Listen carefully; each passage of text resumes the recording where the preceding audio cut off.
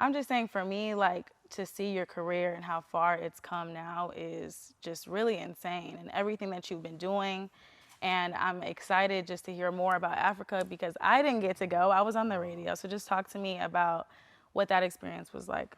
Yeah, I mean, it's hard to put into words. The concert was crazy.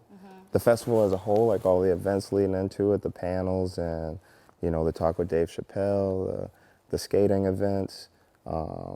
It was just like a whole lot of love. And then obviously having all of our people out there too, like in addition to like people who's, artists that we work with whose first time it was coming out to Ghana.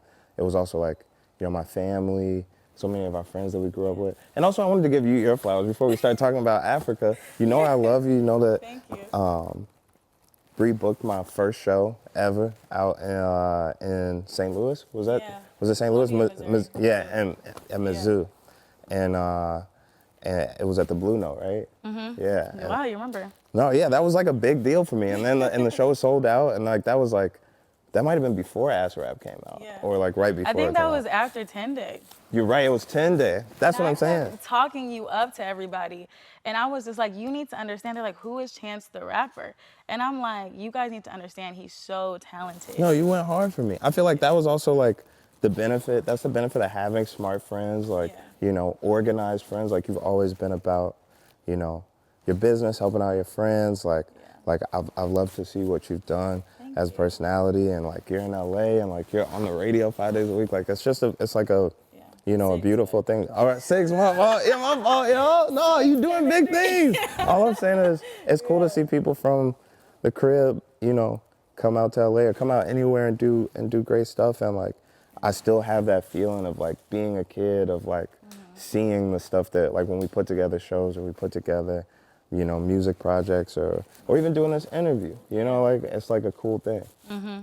I feel like too, I remember when I asked you what was your price. Do you remember what you said? You were like $200 and some pizza, and I think you said PB and J. Yeah, I was really trying to play the show. Like that was the payment in itself. The fact that like, you know what I'm saying, you went to school and like we're organizing events and like, like that helped me out a lot. And I feel like, like the money thing is something that just, that's something we're not even in control of. And when you try to control it too much, that's how you end up ass out. So it's really just like, it's about experiences, it's about making connections, about, honoring those connections and like remaining in community with people. I feel like we've done that. Do you remember, too, like growing up and going to the Ave and like talking about that in 10 Day? And something I don't even think you know, but like if I'm ever homesick, I listen to 10 Day. Because LA gets so lonely, and I feel like that was such a huge part of our like childhood, 10 Day, and just like doing dumb shit and just running around the streets and like going to Olivia's crib or like just hanging out and just having fun. And I miss those like nostalgic moments, No, I feel like that's what built us, is like, those real true lived experiences. Like Chicago is I was just saying to somebody the other day, like LA's like sprawling and there's like all these different people that are from all these different places, and you have to drive 30 minutes to get anywhere. And like Chicago is like, I was saying it like in the negative and in the positive. Like Chicago's like a big ass high school.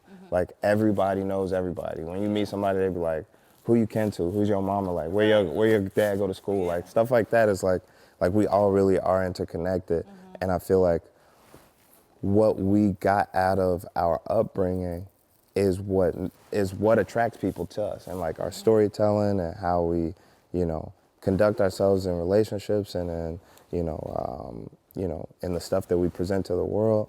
And I think like without those experiences, like, obviously you wouldn't have a 10 Day, but without a 10 Day also I wouldn't have an Ass Rap or anything else that I've done. So it's like that foundation, I still go back to all those places. You know what I'm saying? I still go to the library. I still go to. Wow. I live down the street from the Ave now. Like, you know what I'm saying? Like, I still go to the McDonald's. Like, I still like, like everything that Chicago had for me when we were 16 and 17, it still has for me to this day. And like that's why I still like live there. Still like try and make shit happen for people there. And I think that'll always be our Foundation too. Yeah. What would you say is different now about Chicago? Because I unfortunately don't get to visit as much. And I feel like I know you used to live out here and you moved back to the crib. And it's just like sometimes I get envious seeing you guys on Instagram because I'm like, damn, I love y'all and I miss y'all. But I don't get to see you guys as much. So what do you feel like is different about Chicago now? I mean, it's a different generation. It's a different. We're also older. You know what I'm saying? Like, I'm about to be 30 in April. It's like, it's just different. You know, it's like. But again, there's still so many of the same things. Like, I still got my brother, my grandmother, my parents still live there. Like, my cousins and aunts and uncles live there, and I feel like. I don't know. I mean, obviously, like, it's also just different being. And, being an adult that, like, is mature and not, like, And a doing, dad, which yeah. is so wild to me. That's probably the biggest difference is, like, experiencing everything for the first time again. Like, going to the Navy Pier Winter Wonderland stuff and, like, showing it to Kinsley for the first time. Or, like, going back to the Nature Museum or to the Museum of Science and Industry. Or, like, just going back to stuff that I used to do as a kid. And showing it to my kids, like, it makes it feel like it's your first time doing it, you know what I mean? I feel like, too, just seeing you now, you're just so mature. You're, like, a grown man, which is crazy just to think back at, like, high school and stuff like that. And how do you feel like being a father has changed you? I'm sure that's, like, a generic question, but I'm curious to know because we're almost the same age and I don't have any children, so I can't relate in that. It matured me a lot.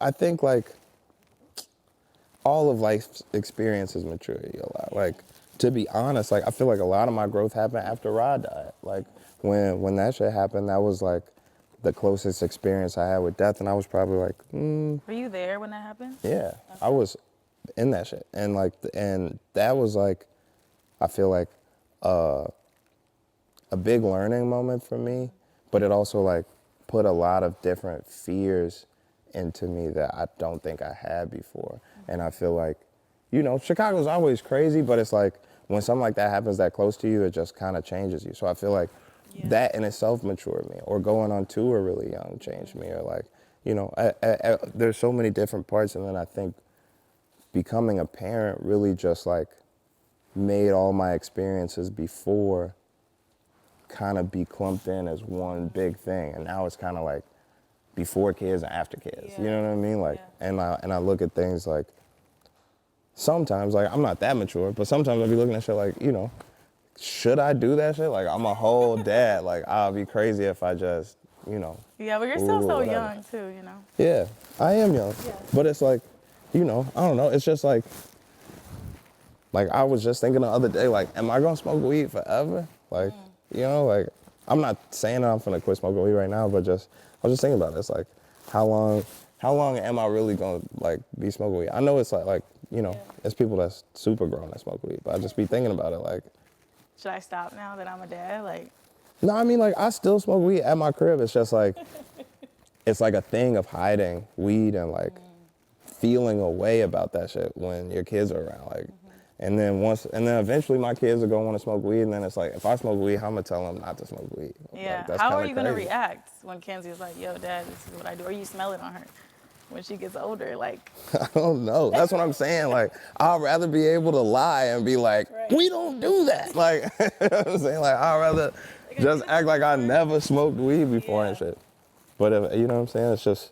But I'd be thinking about it like that. I'd be thinking about it like, how can I, when you're around your kids, you try and be, I think most people try and be their best selves, or try and mirror the things that they learned that were of importance. And it's kind of like doing that shit so often makes you want to be like that all the time, you know what I mean? Yeah. And you were talking about, like, Rodney. I feel like that's when the shift turned even for me, like, going back home, seeing everybody, having a friend like that. It was just so close to home that I felt like, all right, I need to get it together. You know what I mean? Like, you realize how fast life can just not be there, And I think, too, we were just having fun, and sometimes you take for granted this life. And that was the year, I don't even know if you know, like my whole life changed. That's when I actually found out like my dad adopted me and my dad wasn't my biological father. And I told you that, and I was just like, at that point, I was like, you know what? I could be like a statistic and like just fall, just fall down or just get myself back up. And I think that that's why I ended up here at such a young age. And you like congratulate me, but I congratulate you. Just like coming out of Chicago is such a huge thing, like we've come a very long way and it's been a huge and crazy ass journey. Yeah. No, I'm grateful for the journey. I feel like it a lot of things like when Rod got killed, that was a big wake up call. I feel like for me, just in terms of my accessibility, like how much I was hanging out, and not accessibility like on some famous shit. Just like I'm like we was wilding, like we used to just be doing a lot of dumb stuff, a lot, and I think like it just made me kind of slow down and focus on, I think what you brought up also, like made me think about my own mortality, like how much I wanted to work as like a rapper for real, like like it made it like, this is something that I gotta do, you know what I mean? And I think like, also that's when my dad started like helping me. Like, I feel like all of our friends remember like how different my dad was before I got killed and after, like in terms of, getting me the laptop and getting, like helping me like with getting studio time with El Boog and like so many different things. Like at that time I was living at Olivia's house. I was staying with your cousin. Like I feel like, you know what I'm saying? Like after that happened is when I moved back home. So I feel like, I just think like there was a lot of like things that happened that made me like realign my life and re-understand what I was trying to get done. And even though some of those experiences were like painful or hard or whatever, like it's like they also like formed the way that I think about stuff and the way that I prioritize things in life as well. Did you realize back then, like, did you envision like where you're at now? Or did you just have fun with it and you were just willing to see like where it went? I think I had a lot of goals, and I would just keep updating my goals as time went by. Like I remember from like probably like from 8th grade, I was always like, I want to do double duty SNL hosting. Like I want to perform and host the show, like since I was a kid. Cause I always like, I always like comedy and stuff. And I felt like, you manifested that. yeah, but it's like as stuff like that would happen, then I would have a new goal come in, Right. And so I feel like that's what kept me in it. That's what keeps me creating, is like finding new goals and finding new things to get done. And that's even how the Gauna concert happened. Like I feel like there was a point when I used to just love playing shows, and then like probably like as long ago as like 2014 was when I first started organizing and producing, festivals and concerts. And they just like, you have a goal and you're like, I want to see if I could do it this big or this many times or for this cheap or for free or whatever it is. And like, and then you once you get it done, then you figure out the next move. Why did you decide to do a free show? Which I thought was amazing. Access. Just because of access, like I feel like concerts are like a deep thing, if you think about it, because it's like so many people getting an experience at once. It's like going to the movie theater, except like it's not gonna replay the exact same way tomorrow or in an hour. Like it's a one-of-one experience. And you get to connect with an artist that, you've loved, you grew up listening to, or that you've never heard of, or whatever it is, but all get to experience it together and sing the lyrics together and jump together and meet people or hang out, whatever it is. Yeah. And like, I've always loved putting on shows. I've always loved performing. That's probably my favorite part of being a musician. And so I feel like when people get that experience, it's something that they never let go of, especially if it's a great experience. Even if it's a terrible experience, people remember concerts, So it's like, when you could put on something for free, like you're expanding like the amount of people that you can change or influence or support or protect, because that's what it is. It's like I feel like I specialize in large scale gatherings where people are protected and supported and, you know, have a good time and usually have access. Like, even if it's not just on a financial level, if it's like, you know, for disabled communities or for, you know, younger people or for, you know, whoever it is. Like, I think I always liked putting together big things that people could be like, oh, I remember that. Yeah. And why Ghana? Ghana's like everybody doesn't know this, but like Ghana's like kind of like the center, like stronghold of like Pan-Africanism as a identity for countries in Africa. Like there's plenty of countries that have a connection to Black America and the diaspora in different countries. But like Ghana, since it was first founded, like they was always like, we want to be a home and a voice and like a support system for Black people globally. Okay. And I learned a lot about it when I got out there, but I had started like learning about Marcus Garvey and his like, you know, plans for the future of a Black global identity and the works that he had done to connect more Black people. And right when I was about to go to Ghana, my family was telling me about our family's connection to Garveyism. And then my family had been visiting Ghana since the 70s, which blew my mind because I didn't think my family traveled at all. And I mean, it's like, if you met it's just like My family doesn't either. Yeah, I mean, I didn't travel. Like, I probably only went to really LA and North Carolina until I started touring. Like, and I only went to LA like maybe twice. Oh, I went to Orlando. I went to like Florida. But like growing up, we didn't travel like that. So I didn't think my family was going to Africa like at all.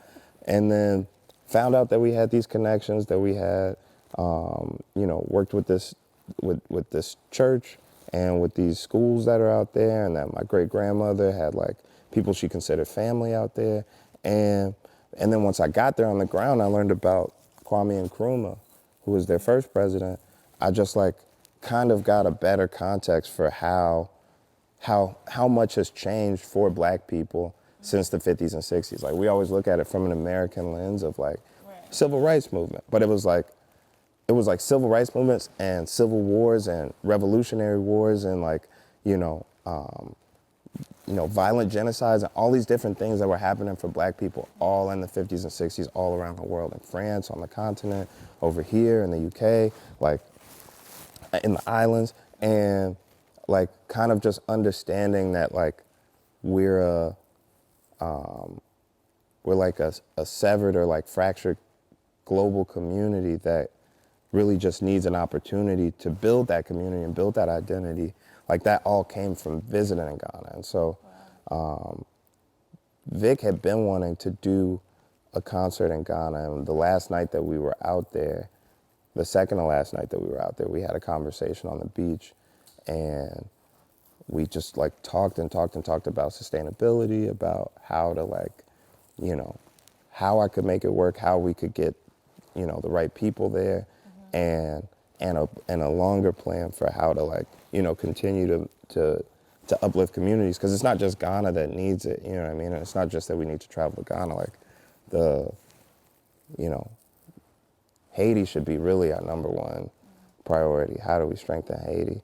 And how do we create a connection and a stronger identity for the Blackness that exists in what used to be Hispaniola? Like, there's a strong detachment from Blackness there, and detestment or anti-Blackness that happens there that like affects hella Black people. But we don't always feel like motherfuckers is Black unless they got our lived experience of being of slavery. And it's even deeper than that. Like, it's also like just straight nationalism. Like, you know, some Ghanaians don't feel Nigerian. You know what I mean? Wow. Some Black folks don't feel Jamaican. Like, we all base it on like what country we from, and we don't even know how we got to each place. So that's wild. I can talk about that shit for a long time. I'm sorry. I know, but I'm interested because, like I said, I wasn't there, so I'm kind of like living through you and like what I see, you know. And so like you said, traveling. I don't travel to Africa. Like, I'm in LA or Chicago or New York or whatever. So I think that's so dope that you are always going above and beyond, like you said, for the community. You do so much for Chicago. You pour into the city, which I think is amazing. I can't wait to get to that point in my career. And I love the fact that you have such great relationships, like with Erykah Badu and T-Pain and Dave Chappelle, how you brought them to Ghana. Like, that's literally unheard of. And I had to talk about that on the radio because I'm like, I don't think enough people know. And as much as, you know, as big as my voice is out here, I'm going to continue to preach how much you're doing because that's changing the game right now. You know? Thank you. And I do want to say you do a lot for Chicago, because you take care of your people that you grew up with, people that you know, people that you just met, but you like, I think what all of our focus should be on is how do we create a larger community? How do we help more people? How do we help the people that are already, in our community? And I think like the concert was so beautiful because people like T-Pain and Erykah and Dave like decided to take their time and come out there and perform for free.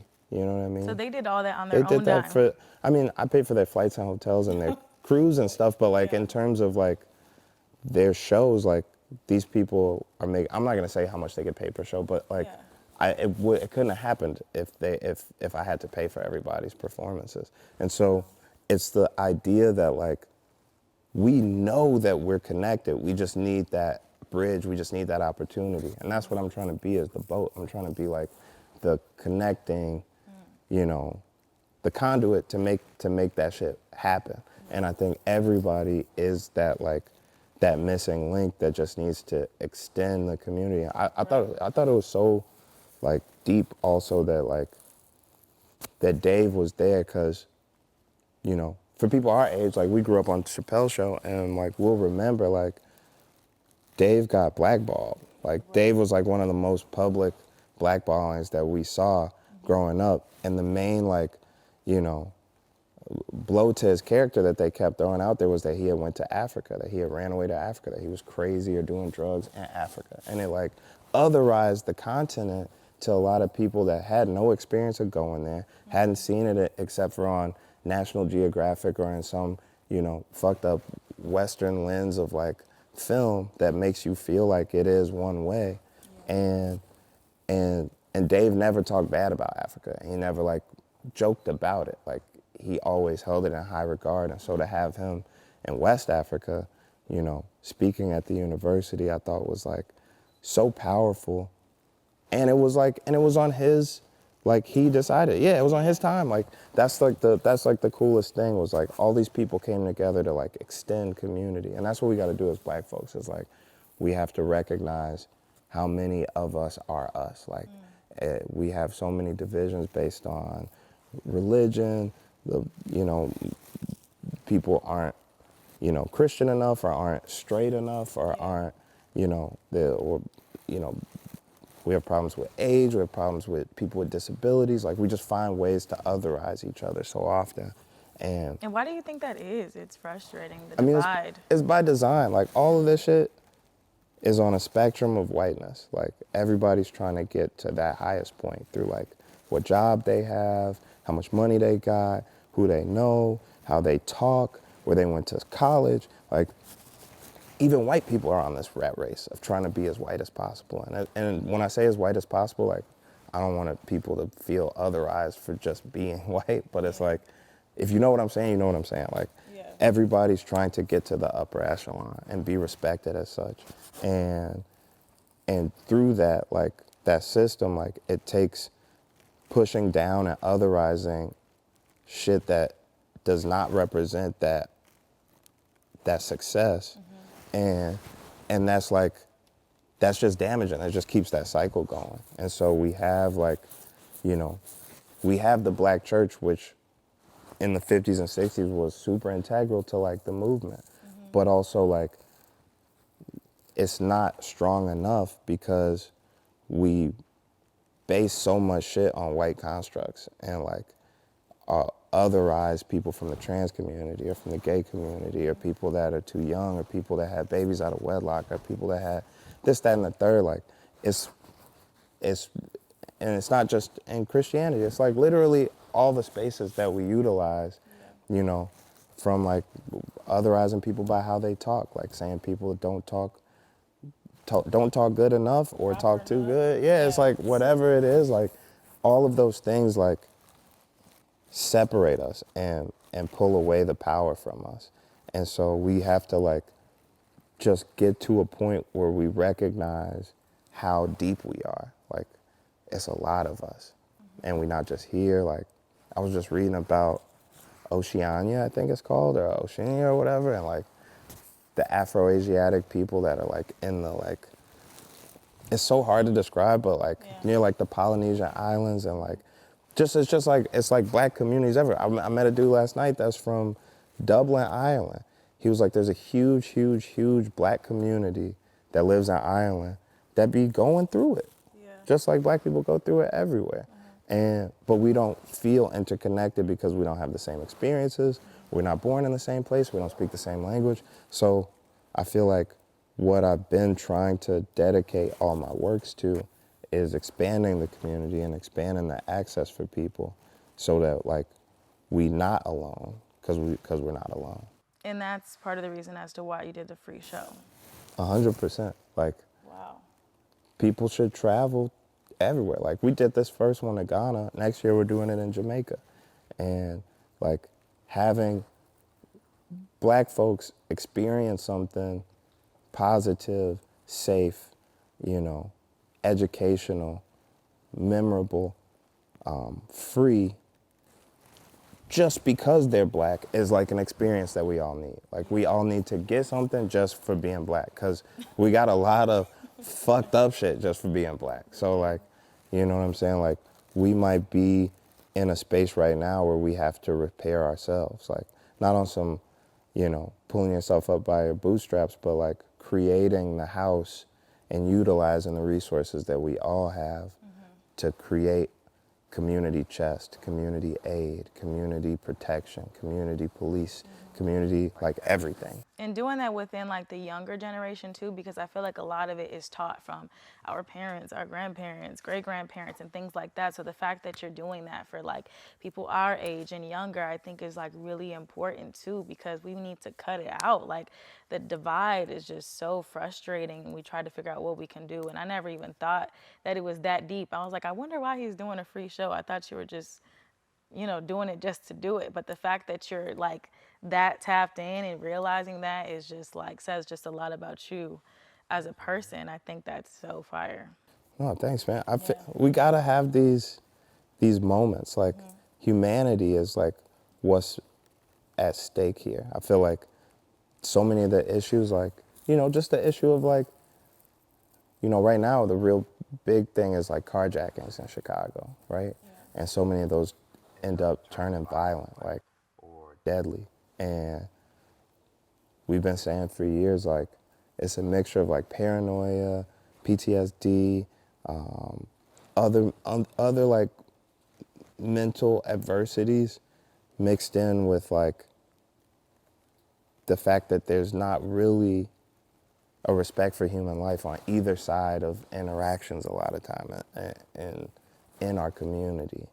And that's coming from outside forces. It's not something that's just like goes with being black type shit. It's really just like the world is sick right now. The world is sick as fuck. So like the real question is like, how do we increase people's respect for human life or understanding of humanity? And I think it is moments. I think it is like people are really changed when they go through, you know,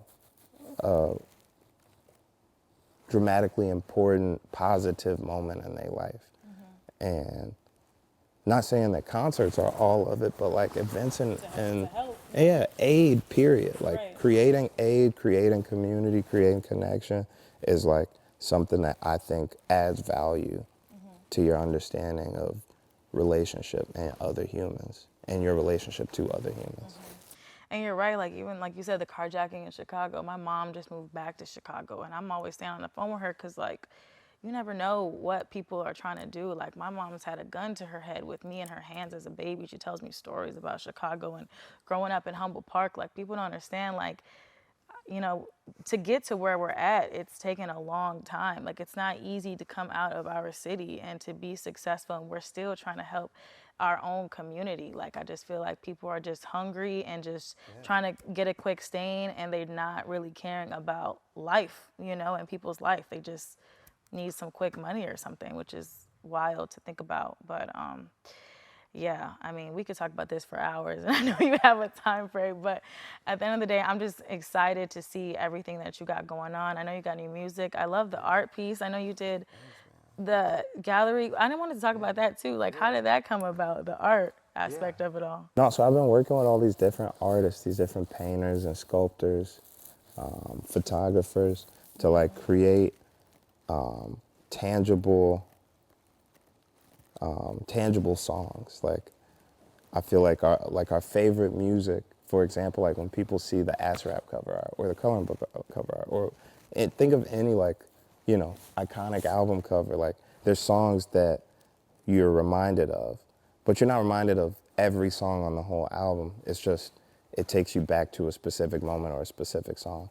Right. And I've always felt like I love that process, but I also felt like it kind of flattens the album when there's one respective photo or something that represents it.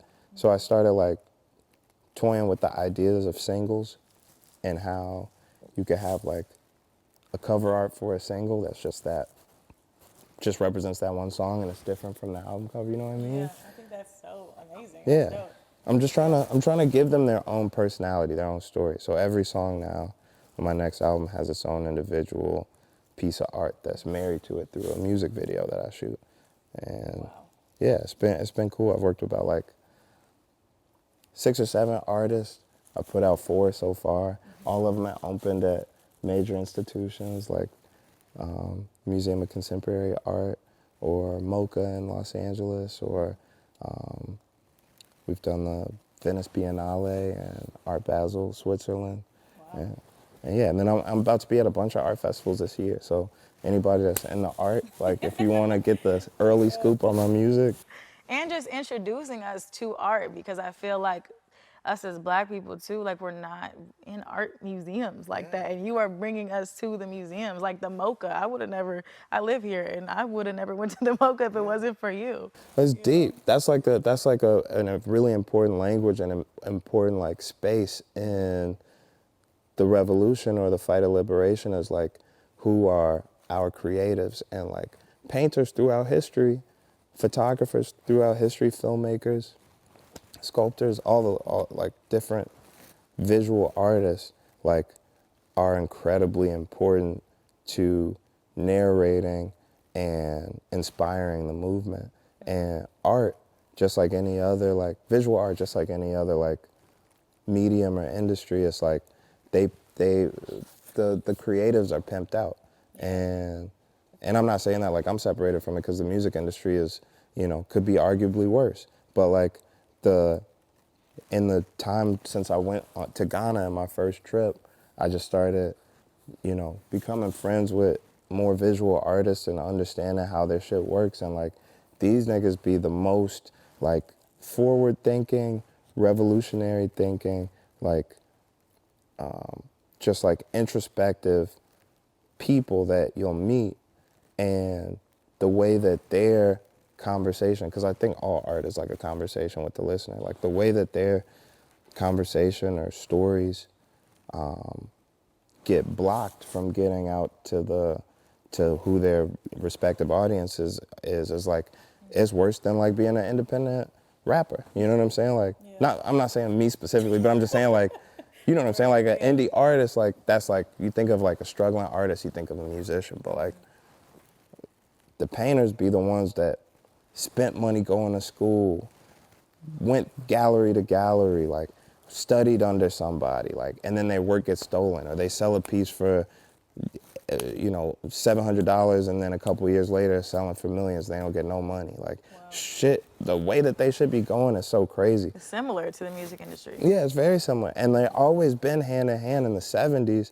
Like artists like Annie Lee, artists like, what's my guy's name? Ernie Barnes. Like Ernie Barnes is the guy that made the painting that was at the beginning of Good Times. It's also the cover art for a Marvin Gaye album. It recently sold for 15 million. It's called The Sugar Shack. Wow. That painting is like in, I would say, thousands, if not millions of black homes growing up. It was at my grandmother's house, like prints of it. Yeah. And that defined black culture, or what it meant to be a family for a lot of people. Having painting, having art, having depictions of our life or our culture is like super important. And that was married to music. People loved it because it was married to that Marvin Gaye album. It represented that. And it was married to film. It was in the intro to Good Times every day. And like, people felt a certain sense of pride and a certain sense of communication through those things. And so I'm just trying to like work with today's Ernie Barnes, the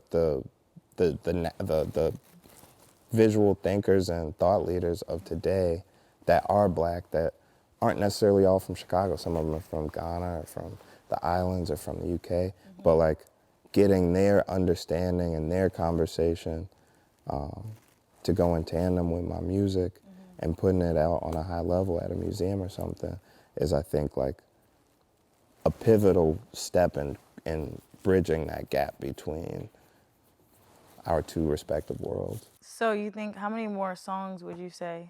The album's gonna be 16 pieces. Okay. The album, the gallery, the whatever. It's gonna be 16 pieces. There's 4 out now. And I'm gonna probably like continue to release it kind of the way that I have been, like, you know, doing cool ass art fairs, openings at museums, and getting people that I want to see the piece early come see it and interact with it in person, and then drop it out there, and then eventually drop an album. I really don't know. I've been having so much fun, and I've been like organizing festivals and shit, but like I'm glad that it's been really cool, like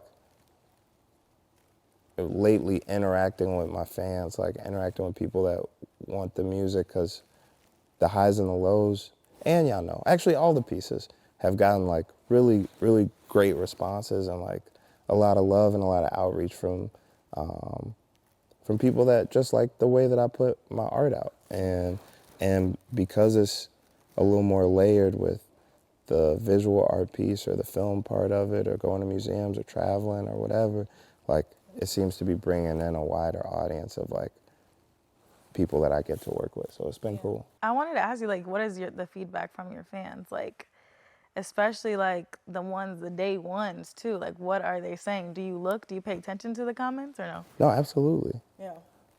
I feel like the 2 ones that got the most love were probably the last 2, which is Y'all Know, which I did with King Promise, who's a Ghanaian singer. Yeah. People really like working out to that song. That's what I've been seeing.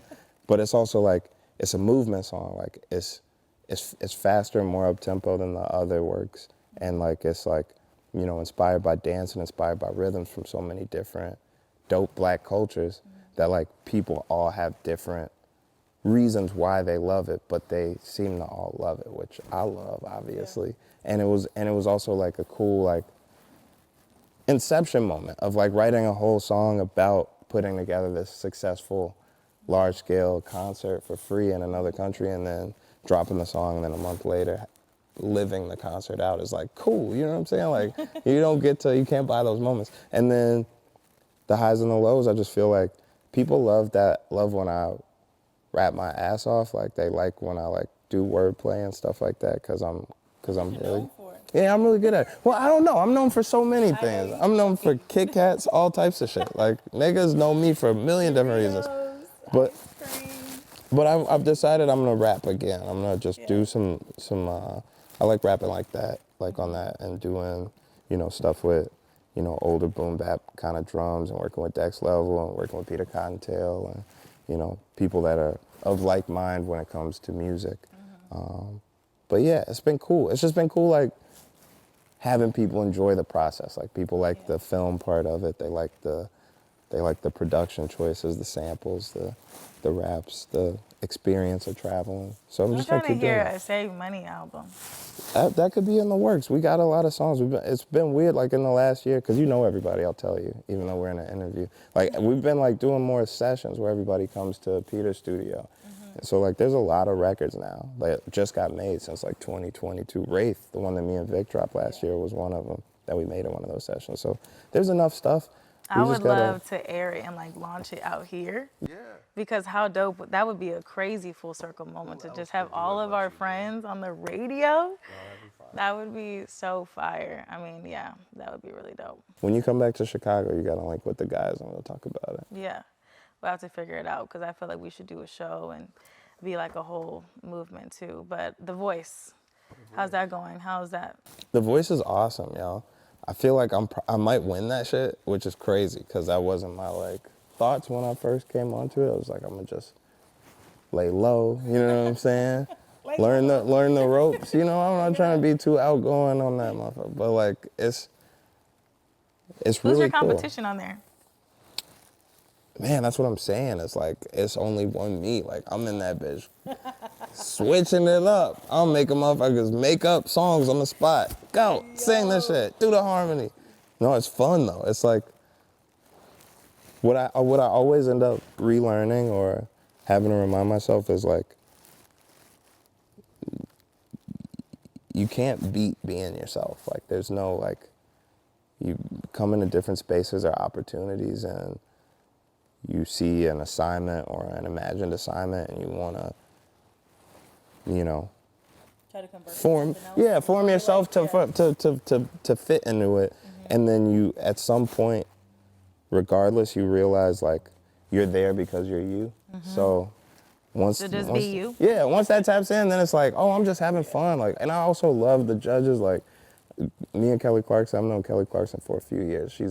But now I really know her, now that we work together every day. But like, she's hilarious. I love hanging out with her. She has a hilarious laugh.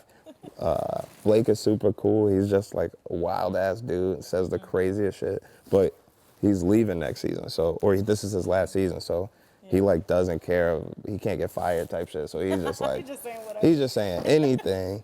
And then Niall, my homie Niall Horan from One Direction is on the show. And he's super cool. He's got like, he's from Ireland, so he's got like a taste for like, I don't know, storyteller, Irish type shit. Like that's what he'd be looking for. But what would you say is like the biggest challenge of being a host? Because you've done it on, you were on another show on I did Netflix. Rhythm and Flow. Yeah. Which typically I'm not supposed to say that in interviews. I'm not supposed to say the last show that I was, but yeah, I was on Rhythm and Flow. I don't care. I was on Rhythm and Flow, and I hosted some other shit. I did like Punk'd and some other shit before, but like, I guess the hardest part is what I was talking about a second ago. Is that first time when you first come in, you do your first couple of days working on some shit, and they giving you scripts to read, and you like, yo, I'm out here jamming with, like, saying dumbass shit, and you like, this ain't me. Yeah, you're just trying to like fit into it.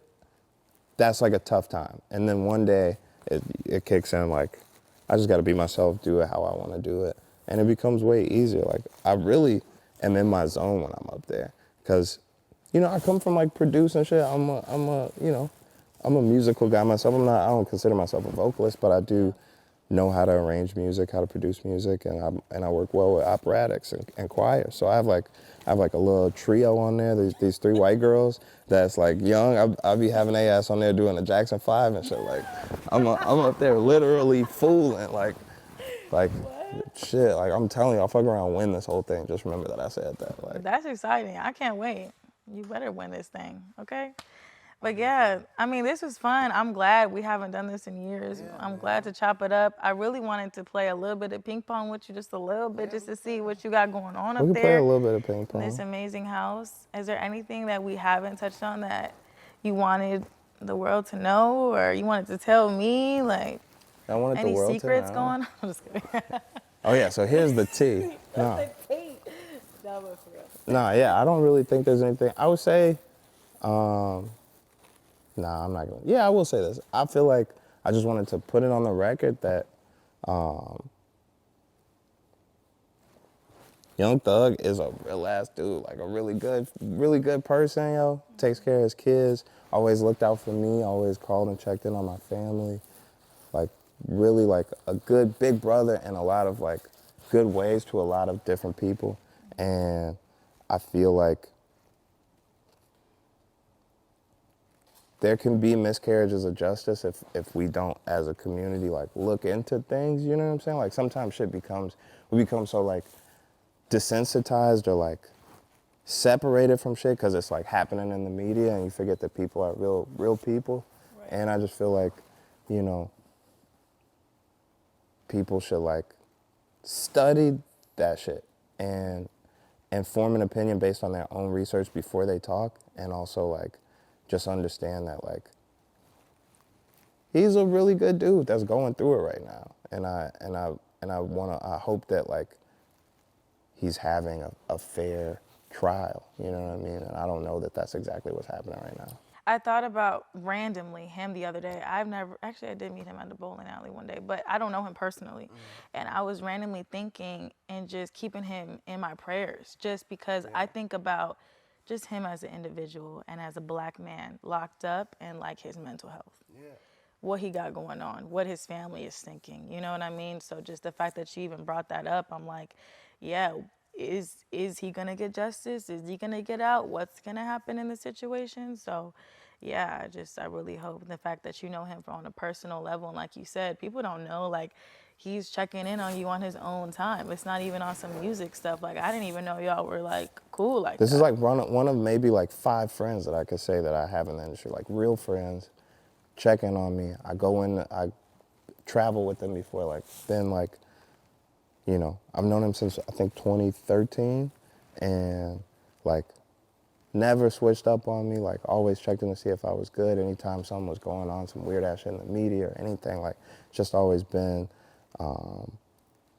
there in support of me. And I feel like he just, the way that sometimes some of these blogs or some people talk about him, it's like, it's not acting justly or fairly in terms of how he's been to people. And why is it that you feel like, I feel like all they do is put negative comments and just energy into just like Black men? I feel like that's what's been going on as of recently. You see it more and more and more. There's so much going on in the world, but it's like putting this man down is just like, I don't know, it's like a target kind of thing. Yeah, well, if like, you think about it, people like him are like support systems for like many people. And